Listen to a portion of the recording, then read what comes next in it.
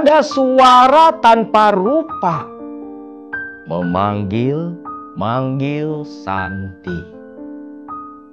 Santi, Santi, Santi.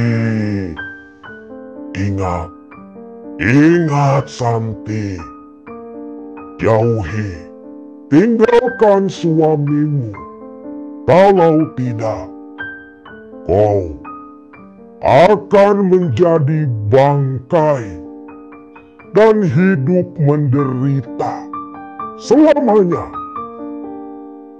Suara itu terus menggema dan berulang-ulang. Terngiang-ngiang di telinga Santi, memantul di dinding-dinding kamar tidurnya.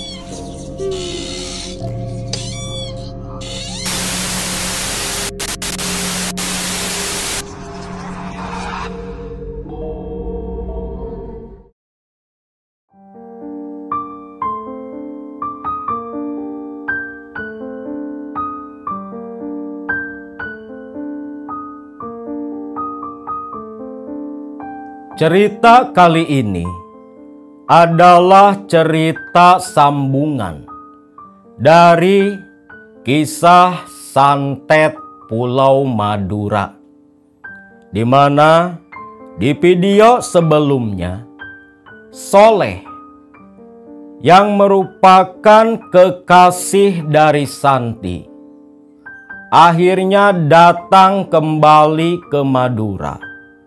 Kedatangan Soleh menjadi wasilah sembuhnya penyakit Santi. Mereka berdua pun akhirnya langsung menikah.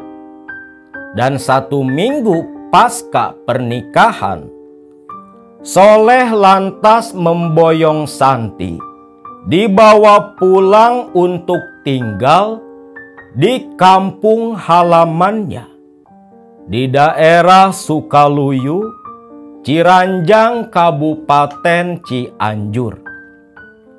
Namun, kebahagiaan yang menjadi harapan mereka berdua dalam kehidupan yang baru, ternyata saat itu hanya menjadi harapan belaka. Karena 3 hari pasca Santi tinggal bersama Soleh di Cianjur, satu ketika menjelang waktu maghrib, seperti biasa Soleh sudah berpakaian rapi, mau berangkat sholat berjamaah bersama warga kampung lainnya. Soleh pun pergi sendiri, dikarenakan kala itu Santi sedang berhalangan. Namun kala Soleh keluar dari halaman rumahnya, tiba-tiba saja Soleh merasakan perasaan gundah. Semakin kaki melangkah menjauhi kediamannya, semakin kuat pula rasa resah dan gundah menebal, menguat di dalam hati dan pikiran Soleh. Aneh, kenapa jadi kepikiran Santi terus? Seolah akan terjadi sesuatu kepada Santi. Astagfirullahaladzim. Ya Allah, semoga saja Santi selalu dalam perlindungan-Mu. Jeritan doa Soleh dalam hati. Tepat di waktu yang sama, di kediaman Soleh, di kamar tidur Santi. Saat itu Santi sedang duduk menyandar di atas ranjang Sesekali Santi tersenyum, memikirkan kebahagiaan yang sudah dia temukan selepas berjuang 2 tahun lebih dari pengaruh santet kiriman si Ustadz Khalil. Akhirnya Santi bisa bersanding dengan soleh yang begitu dia cintai. Tak lama Santi pun mendengar suara kumandang azan maghrib dari masjid yang tidak terlalu jauh dari rumah. Namun ketika suara azan terdengar, tiba-tiba saja Santi mendengar suara desahan tepat di samping telinga kanan. Suara desahan yang disertai hembusan angin yang begitu pelan membuat Santi kaget dan langsung duduk menegakkan punggungnya. Aneh. Perasaan di rumah tiada siapa-siapa. Kang Soleh juga sepertinya sudah di masjid. Lantas, suara siapa yang tadi terdengar? Gumam Santi. Mereka hanya tinggal berdua di dalam rumah itu. Belum selesai kebingungan Santi, Santi malah mendadak mencium aroma bau bangkai yang cukup menyengat di dalam kamar. Membuat Santi langsung terdiam, membeku. Pikiran Santi berputar kencang. Pelan namun pasti, raut wajah Santi mulai berubah. Rasa takut mulai hinggap. Bau bangkai tadi mengingatkan Santi akan kejadian 2 tahun silam ketika dia masih dalam pengaruh santet yang dikirim Ustadz Khalil. Belum lenyap rasa takut yang dialami Santi.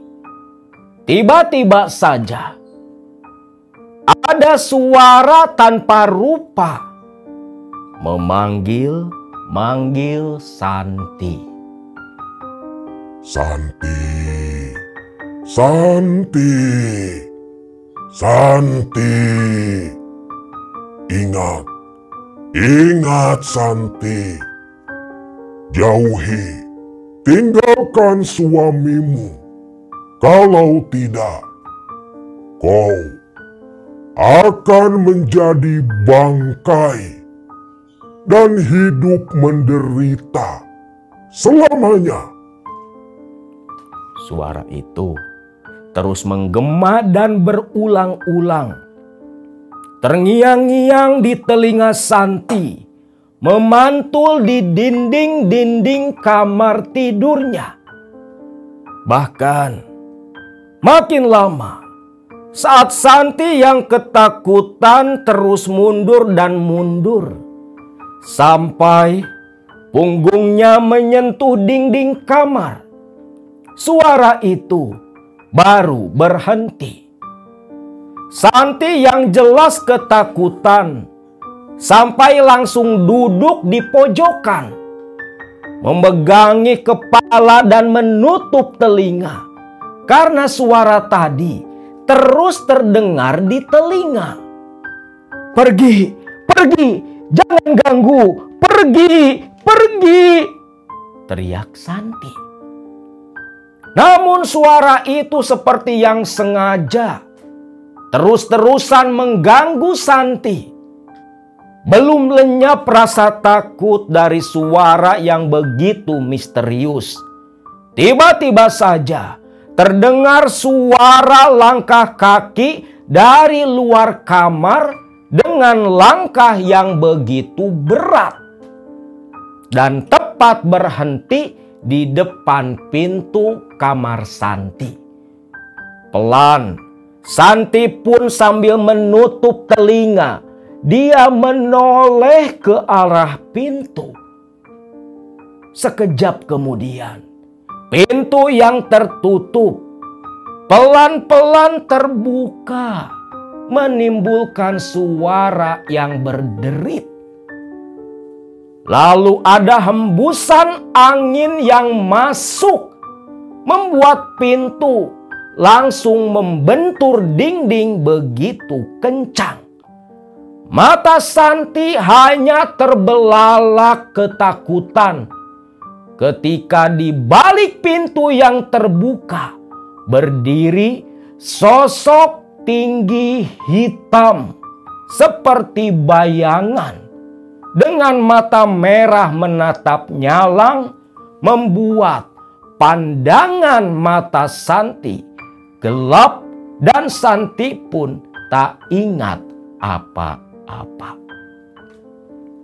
Di masjid, Soleh yang sedang sholat berjamaah di rakaat kedua, seolah dia mendengar suara samar jeritan istrinya. Tahusu akhirnya Soleh dibuat saat sholat itu. Tapi kembali Soleh memfokuskan hatinya. Dan selepas salam, Soleh pun yang sudah tak kuasa lagi menahan keresahan, langsung berdiri dan setengah lari keluar dari masjid, ingin lekas sampai ke rumahnya.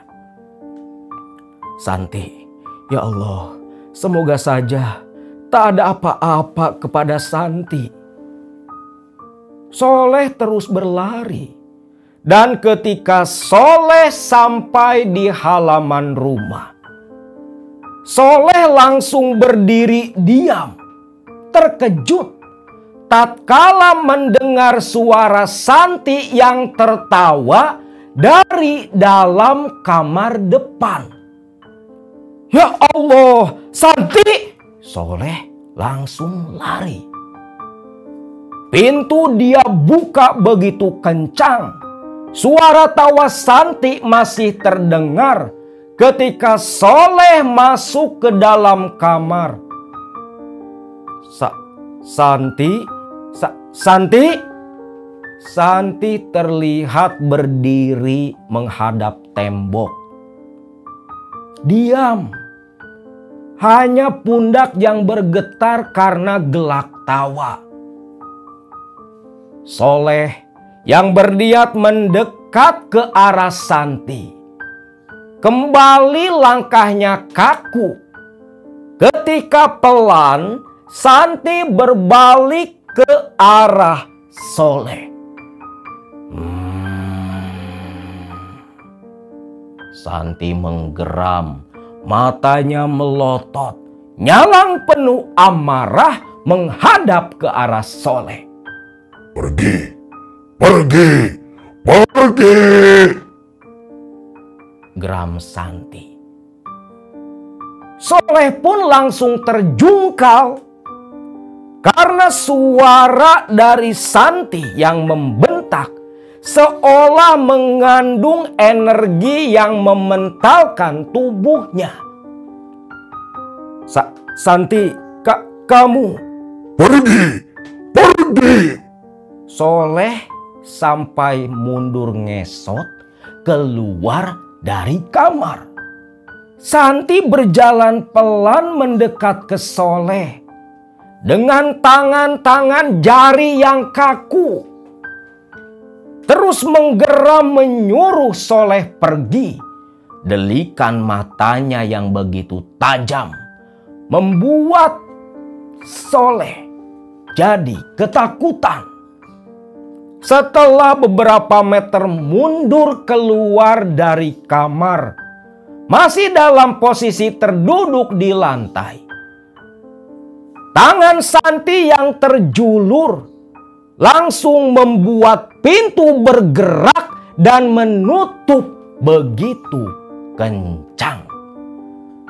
ditutup dengan suara Santi yang tertawa berat, seolah bukan Santi yang tertawa menyeramkan pada waktu itu. Soleh pun meneriakkan nama Santi, menggedor-gedor pintu. Pintu terkunci dari dalam. Panik, khawatir akan kondisi sang istri.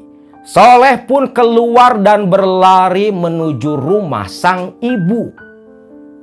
Sesampainya di rumah ibunya, orang tua Soleh yang begitu kaget melihat Soleh wajah ketakutan, napas tersengal-sengal. "Ada apa, Leh? Ada apa?" "Bu, Pak, itu Pak, Santi Pak, Santi, kumat lagi." Astagfirullahaladzim, ya sudah. Mereka pun berlarian menuju ke rumah Santi. Para tetangga hanya bingung melihat orang tua dan anak lari tergesa-gesa. Sesampainya di rumah, anehnya pintu kamar yang terkunci sudah dalam posisi terbuka. Sedangkan Soleh dan kedua orang tuanya hanya mendengar suara tawa diselingi dengan tangisan dari dalam kamar Santi. Begitu melongok ke dalam kamar, Santi kembali seperti dulu ketika masih di Madura. Duduk di ranjang memeluk lutut sambil bergerak. Bibirnya Tanti tertawa, menangis, lalu mendongak dengan tawa dan suara nyerocos tak jelas.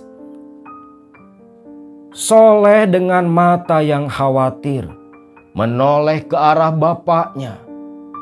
Bapaknya pun hanya menggelengkan kepala, bingung akan kondisi Santi. Namun Soleh teringat akan cerita Yani dulu ketika awal Santi sakit kena santet. Belajar dari pengalaman, Soleh pun akhirnya menenangkan orang tuanya. "Bu, Pak, kita tenang saja dulu. Kalau tak salah, menurut cerita Mbak Yani, biasanya kalau Santi sudah seperti ini, nanti akan sembuh sendiri setelah lewat subuh. Cuman, saya mohon Ibu dan Bapak temani Soleh di rumah malam ini. Takut sesuatu terjadi lagi kepada Santi." Akhirnya pasangan orang tua dan anak ini semalaman pun bergadang sambil tak pernah lepas memperhatikan Santi. Tak terasa, waktu subuh pun sudah tiba. Soleh dan kedua orang tuanya sholat berjamaah di dalam rumah. Dan selepas selesai sholat, buru-buru kembali menengok kondisi Santi. Betul saja, Santi sedang duduk di ranjang. Mas kenapa? Santi, kamu sudah sadar?" "Sadar. Memangnya Santi kenapa, Mas?" Soleh pun langsung memeluk Santi begitu erat. Ada sedikit perasaan lega. Namun ketika Soleh memeluk Santi, ibu bapak Soleh berdiri tersenyum di balik pintu. Tiba-tiba saja Santi berbisik di telinga Soleh, "Pergi, pergi!" Dan Soleh didorong begitu kuat sampai terlempar menabrak ibu dan bapaknya.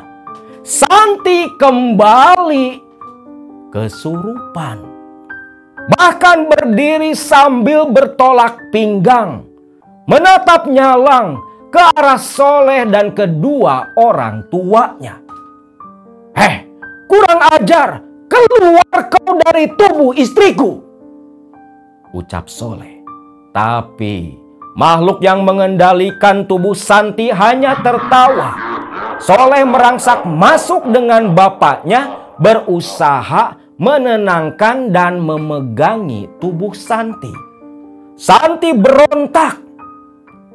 Tenaganya begitu kuat sampai Soleh dan bapaknya begitu kewalahan.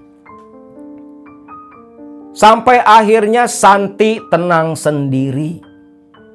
Kembali Santi didiamkan di dalam kamar sendiri. Sedangkan Soleh meminta kedua orang tuanya untuk mencari orang pintar yang bisa membantu menyembuhkan Santi. Hari-hari pun berlalu. Anehnya, Santi yang kembali kumat dan kambuh seperti dulu lagi. Setiap kali maghrib tiba, tubuh Santi pun menggigil, panas, dingin. Namun ketika posisi menggigil panas dingin, Santi dalam kondisi tersadar. Dan lepas subuh, kembali kesurupan sampai maghrib. Dan itu polanya terus terulang setiap hari. Berbagai dukun, ustadz, kiai semua didatangi oleh keluarga Soleh untuk membantu mengobati Santi. Namun apa daya, semua yang didatangi oleh Soleh dan keluarga tak ada satupun yang bisa mengobati Santi. Dan anehnya, dari puluhan orang yang didatangi oleh Soleh, semua mengatakan hal yang sama. Kalau yang mengirim guna-guna kepada Santi tak lain tak bukan adalah Holil yang dendam karena ditolak cintanya oleh Santi. Hampir putus asa Soleh dibuatnya. Namun dia tak berhenti berusaha, terus mencari dan mencari kesembuhan untuk Santi, istrinya. Sampai satu ketika ada saudara jauh dari bapaknya Soleh datang berkunjung dan menyarankan kepada Soleh untuk membawa Santi ke tempat seorang dukun yang bernama Abah Sulaiman. "Leh, Kang," ucap saudaranya Soleh, "ada seorang dukun sakti, namanya Abah Sulaiman. Dia bisa membantu menyembuhkan santet yang dikirim ke istri kamu, Soleh. Karena salah satu tetangga di kampung Mamang dulu ada yang persis seperti Santi, dikirim guna-guna dibuat menjadi gila dengan bantuan Abah Sulaiman. Akhirnya tetangga Mamang bisa sembuh dari penyakitnya. Coba saja temui Abah Sulaiman di pesisir Banten." Saran dari saudara bapaknya Soleh. Soleh pun mengangguk, paham. Bahkan dia begitu berterima kasih dan berjanji secepat mungkin akan membawa Santi berobat ke Abah Sulaiman. Namun setiap kali niatan berobat ke pesisir Banten muncul dalam hati, uang terkumpul untuk biaya selalu habis begitu saja, membuat Soleh dan keluarga betul-betul kelabakan. Sampai satu ketika ada yang juga berkunjung. Salah satu sahabat Soleh yang pernah satu pesantren ketika di Madura. Di mana sahabat Soleh ini berkata, "Leh, coba saja dulu bawa istrimu mandi di Pelabuhan Ratu Sukabumi. Mandi air laut, ditambah kembang 7 rupa. Dan jangan lupa, nyalakan dupa ketika prosesi memandikan istrimu." Pelabuhan Ratu, sebelah mananya, Ceng? Karangbolong. Di Karangbolong, bawa istrimu ke sana. Kalau kamu mau, biar saya yang mengantar langsung, agar kamu tak terlalu banyak keluar biaya. Ajak kawannya si Soleh. Soleh pun setuju.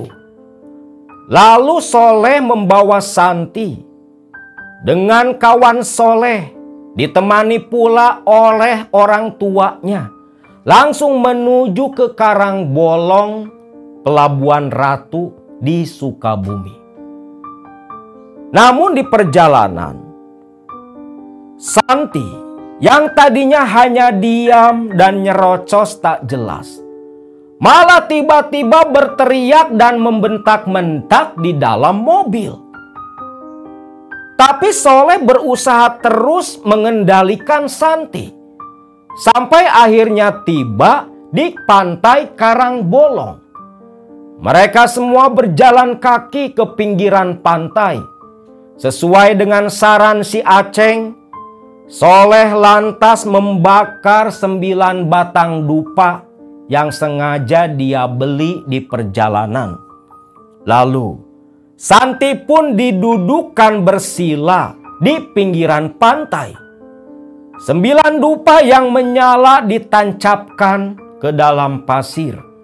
Asap dupa menyala dan menyeruak. Wanginya tercium dihempas deburan angin pantai. Namun keanehan terjadi.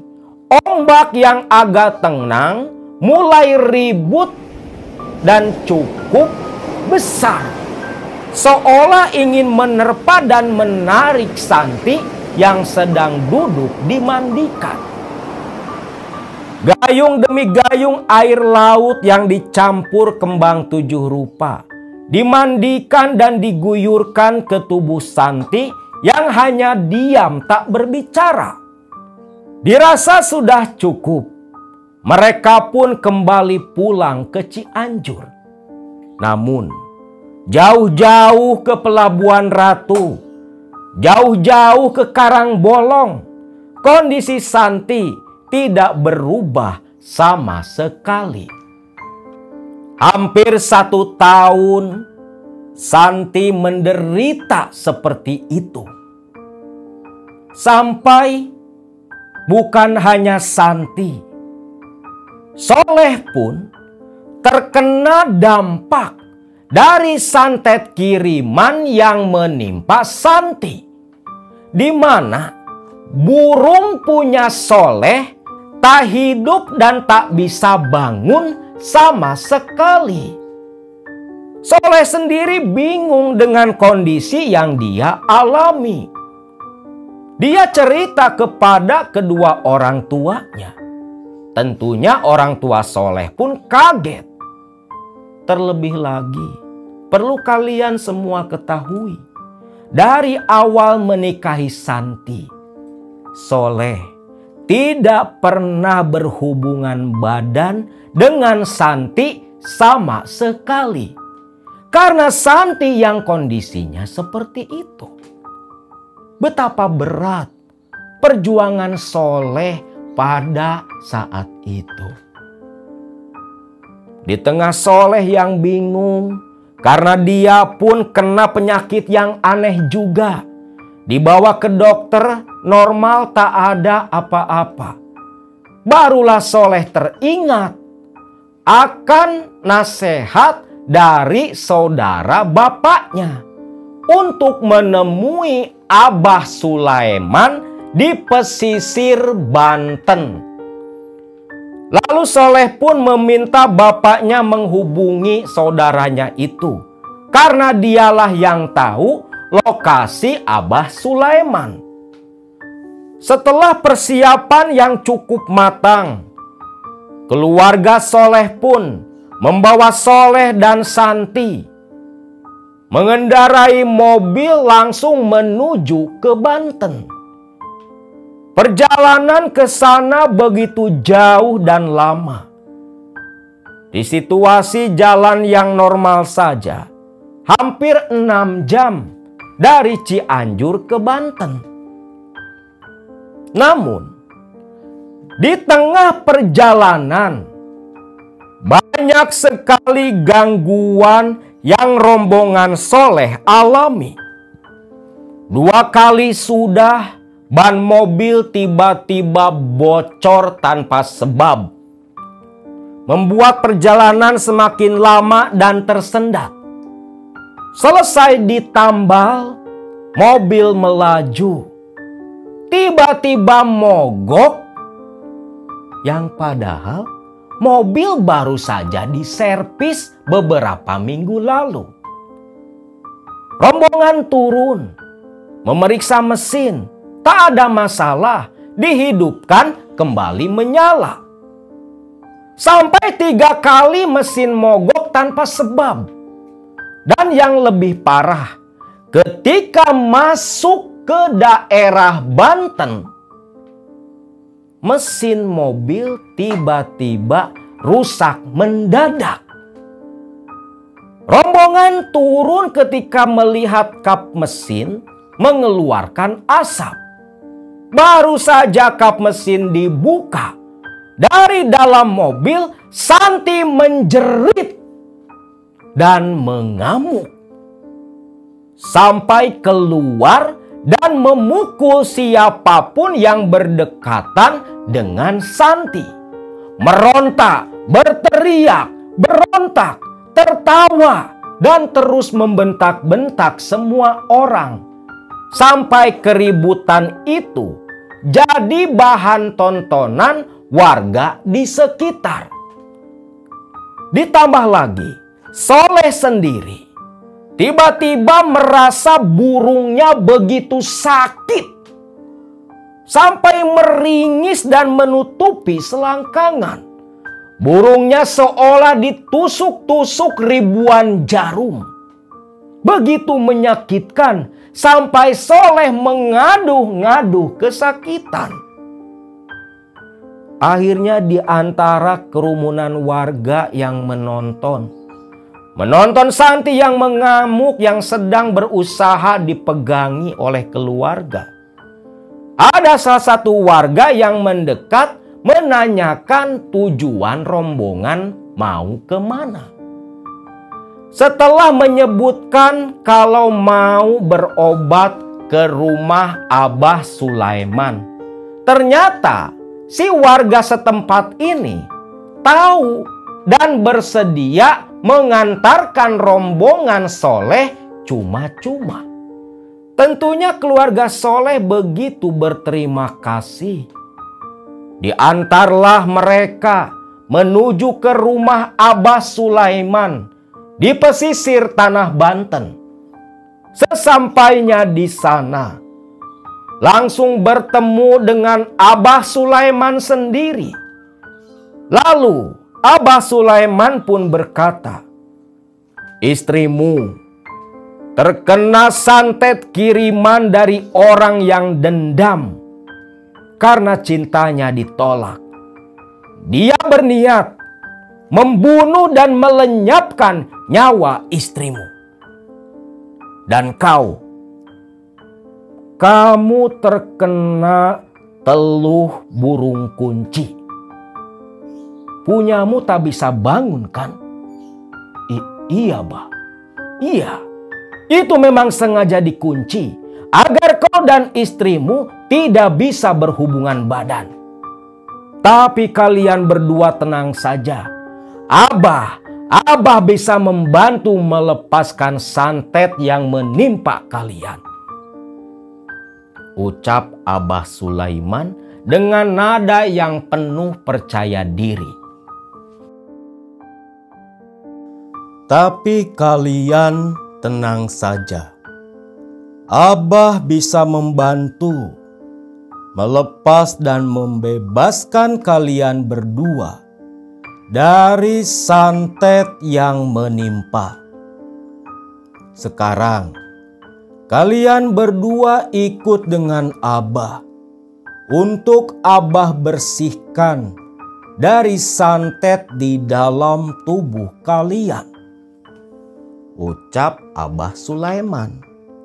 Lalu Santi dan Soleh pun dibawa Abah Sulaiman ke dalam kamar mandi yang terpisah dari rumah utama. Kamar mandi yang cukup luas. Di situ memang seperti biasa digunakan untuk ritual pengobatan pasien-pasien yang datang ke sana. Lantas Abah Sulaiman menyerahkan 2 lembar kain putih kepada Soleh dan Santi.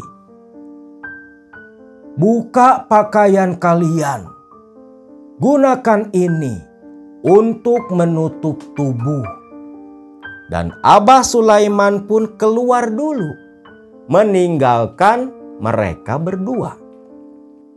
Setelah beberapa saat kemudian, Abah Sulaiman kembali masuk. Melihat Santi dan Soleh berdiri, Soleh melilitkan kain putih di pinggang seperti sarung. Sedangkan Santi menutup dan melilitkan kain putih ke tubuh sampai di atas dada. Lalu Abah Sulaiman menyuruh mereka berdua duduk bersila berdampingan. Membakar dupa diletakkan di atas bak mandi. Abah Sulaiman pun mulai memandikan Santi dan Soleh bersamaan. Memang ada sensasi aneh ketika tubuh Soleh diguyur oleh air dari gayung Abah Sulaiman. Selepas sekujur tubuh mereka berdua basah kuyup, Abah Sulaiman pun duduk di belakang Soleh dan Santi dan mengeluarkan sebuah keris kecil seperti keris jimatan. Dan selanjutnya Abah Sulaiman menusuk-nusukkan keris kecil itu ke permukaan kulit punggung Soleh dan Santi. Ketika ujung keris ditusukkan ke kulit mereka berdua, Soleh sampai terkejut karena dari ujung keris yang menempel seperti ada aliran listrik menyetrum tubuh mereka. Selepas selesai diterapi dengan tusukan keris, Soleh dan Santi pun disuruh mengenakan kembali pakaian dan diajak kembali masuk ke dalam rumah. Selepas di dalam rumah, di ruang pengobatan Abah Sulaiman memecahkan 5 butir telur angsa, dimasukkan ke dalam sebuah mangkok yang cukup besar, lalu dicampur dengan air perasan daun bidara. Jang Soleh, minum sampai habis telur angsa ini. Soleh pun agak geli campur jijik. 5 telur angsa utuh dicampur air perasan daun bidara harus diminum sampai habis. Ini sampai habis, Bah? Iya, mesti sampai habis. Jangan ada satu tetes pun yang tersisa. Maka dengan menahan mual, Soleh pun meminum langsung dari mangkok. Telur angsa pelan masuk ke dalam tenggorokan Soleh, membuat Soleh ingin muntah. Tetapi sekuat tenaga Soleh tahan rasa mual yang sudah ada di kerongkongan.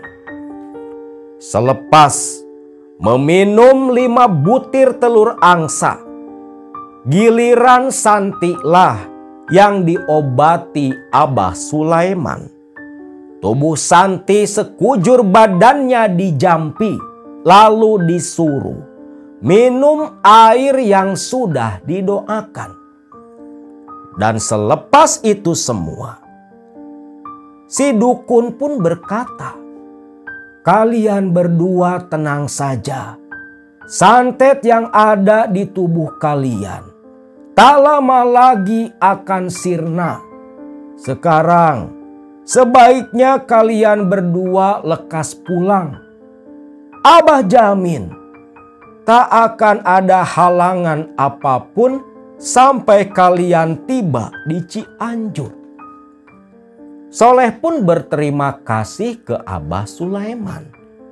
Lantas diwakili oleh bapaknya, Soleh menyerahkan beberapa uang untuk biaya pengobatan ke si dukun itu.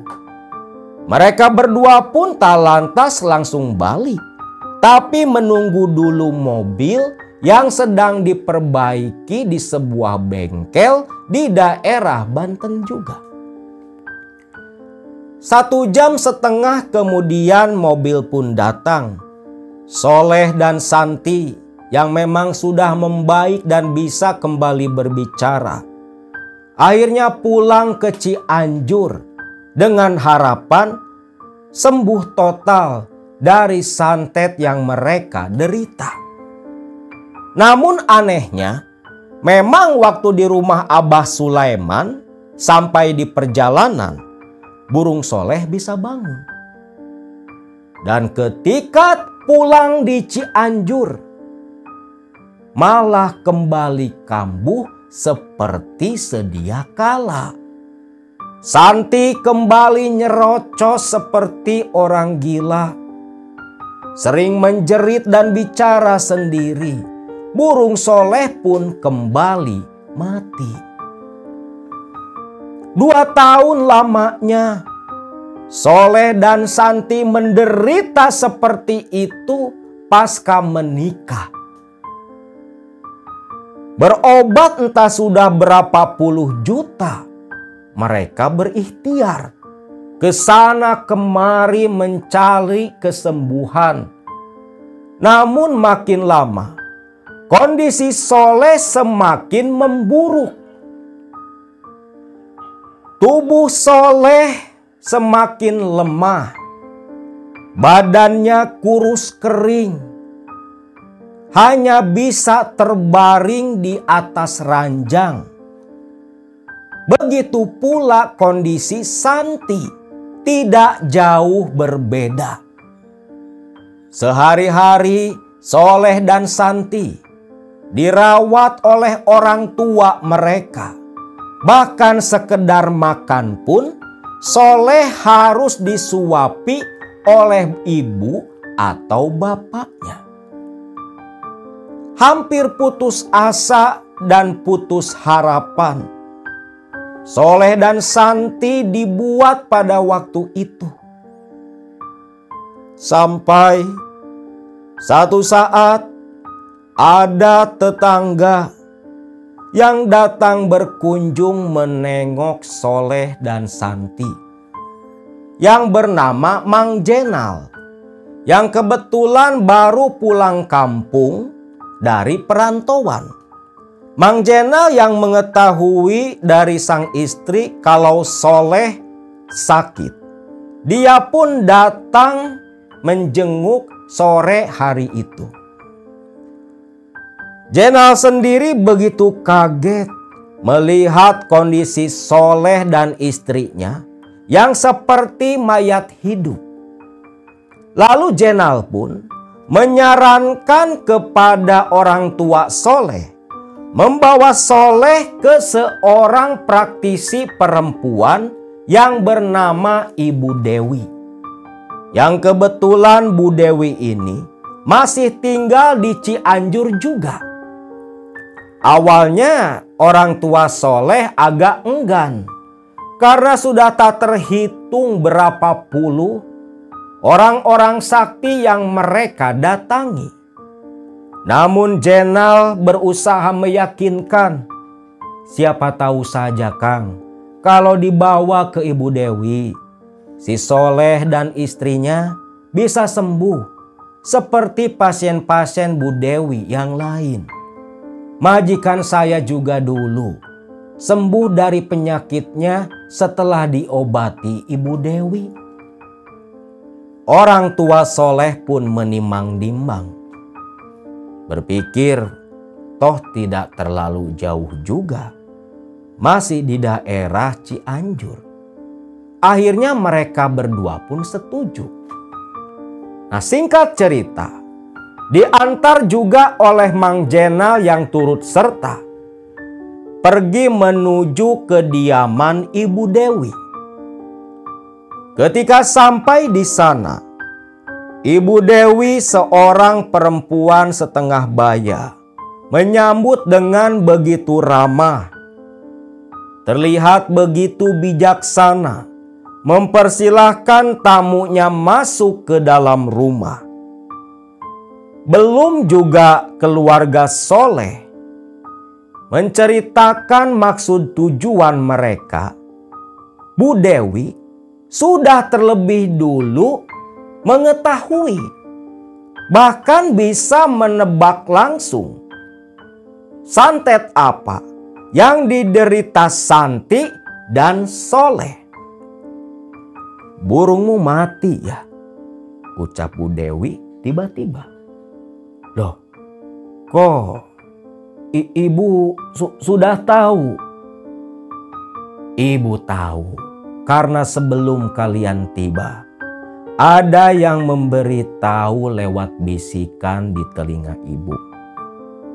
Burungmu dikunci dan istrimu dijadikan target santet oleh orang yang menolak cintanya.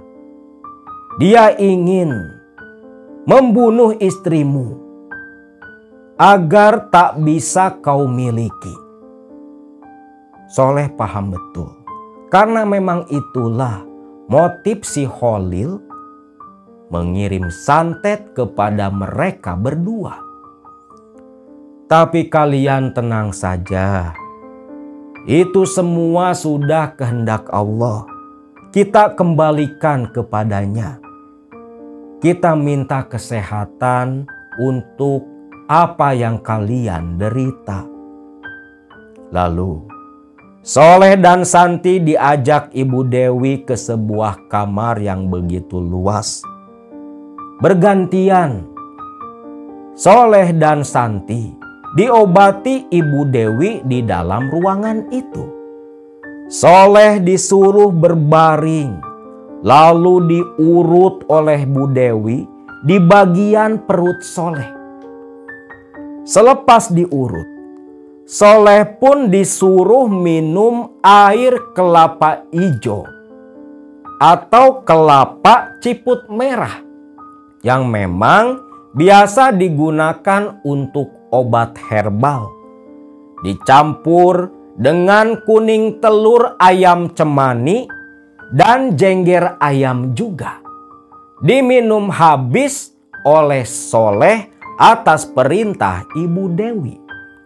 Memang selepas meminum air kelapa ciput merah yang dicampur kuning telur ayam cemani sekaligus jengger ayam, Soleh yang tadinya lemah tak bertenaga mulai bisa kembali merasakan tubuhnya bertenaga walau belum pulih sempurna. Bahkan ada aliran hangat di burungnya Soleh. Soleh pun tersenyum, lalu melihat ke arah Santi yang sedang diruqyah oleh Ibu Dewi. Nah, beberapa kali ke praktisi, bahkan zaman di Madura ketika ke Mbah Tolang, setiap kali diruqyah, Santi pasti ngamuk, kerasukan. Tapi ketika di Bu Dewi, Santi begitu anteng dan tidak mengamuk sama sekali. Bahkan selepas diruqyah, Bu Dewi mengajak Santi berbicara, nyambung. Bu Dewi pun tersenyum. Lalu Santi disuruh duduk, diberi minum air jam-jam yang sudah didoakan. Dan dibekali pula sebotol air doa cukup besar untuk campuran air mandi Santi dan Soleh. Selepas selesai, Santi dan Soleh kembali mengikuti Ibu Dewi ke ruang tamu, di mana keluarga sudah menunggu. Ibu bapaknya Soleh pun kaget ketika melihat Santi dan Soleh berjalan di belakang Ibu Dewi sambil bergandengan tangan, bibir tersenyum penuh kebahagiaan. Subhanallah. Leh, alhamdulillah Pak, Bu, badan Soleh sudah enak, sudah ada tenaga. Sambil tersenyum menoleh kepada Santi. Mereka berdua pun duduk. Lalu Ibu Dewi kembali berbicara menghadap ke mereka. Yang perlu kalian pahami, apa yang sekarang dialami Soleh dan Santi, kesembuhan yang mereka dapat, itu bukan jasa ibu, tapi memang Allah lah yang sudah berkehendak. Jangan sampai ada dendam di hati kalian. Kita tak punya hak untuk mengganjar kelakuan si Khalil. Biar Allah yang membalas semua kelakuannya. Serahkan semuanya kepada Allah. Ibu sarankan, selepas ini kalian berdua jangan pernah sekali-kali meninggalkan kewajiban untuk beribadah. Karena hanya ibadah kita yang bisa menjadi benteng pelindung dari serangan-serangan sihir, manusia ataupun jin kafir. Pulanglah dan jangan lupa air doa yang ibu berikan tadi, campurkan ke air untuk mandi. Kalau nanti ada apa-apa lagi, kalian tinggal datang kemari, ucap Bu Dewi sambil tersenyum kepada mereka. Selepas itu, Soleh dan Santi beserta keluarga berpamitan dari rumah Ibu Dewi, kembali ke Sukaluyu, ke kampung tempat tinggal mereka. Hari-hari pun berlalu. Perlahan namun pasti, kondisi Santi dan Soleh semakin membaik dan membaik.